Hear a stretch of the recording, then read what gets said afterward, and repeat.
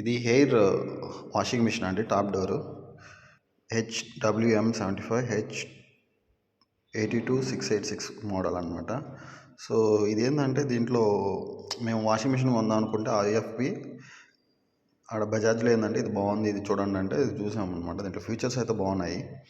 Inbuilt heater వస్తుంది, inbuilt heater. Next